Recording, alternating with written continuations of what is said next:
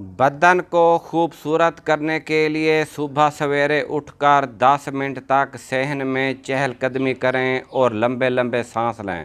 معدے کی تیزابیت ختم کرنے کے لیے اپنی خوراک میں ادرک شامل کریں کیونکہ یہ ہاضمے کے لیے بہترین ہے۔ کیلا کینسر کے بچاؤ کے لیے بہت مفید ہے۔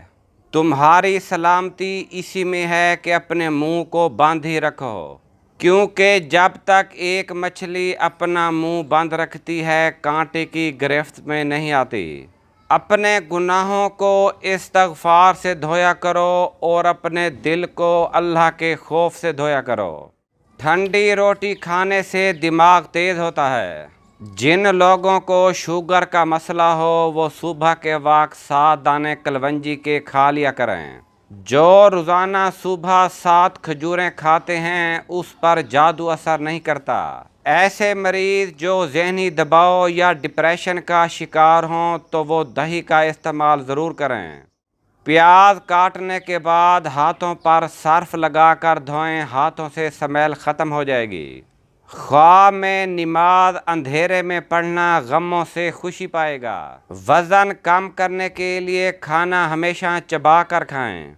چینی کم کھائیں، کھانے کے بعد پانی نہ پیا کریں۔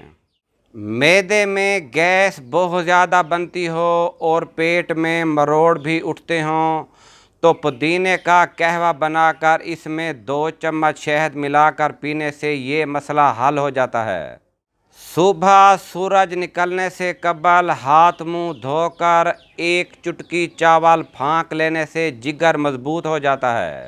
تلسی کے پتے چبا لینے سے پیشاب کی جلن دور ہو جاتی ہے۔ 2 چمچ ایلو ویرا جیل کو گرم پانی میں ڈالیں اور چہرے پر بھاپ لیں، اس سے آپ کی جلد ایکنی سے پاک اور نرم ہو جائے گی۔ نہانے والے پانی میں 1 چمچ شہد ڈال کر نہاؤ، تھکن غائب ہو جائے گی۔ پانی میں سنگترے کا بیج ڈال کر پی لو، پیٹ کی چربی پانی کی طرح بہہ جائے گی۔ جس کی اولاد نہ ہو رہی ہو وہ دیسی انڈے کو پیاز کے ساتھ زیتون کے تیل میں پکا کر کھائیں۔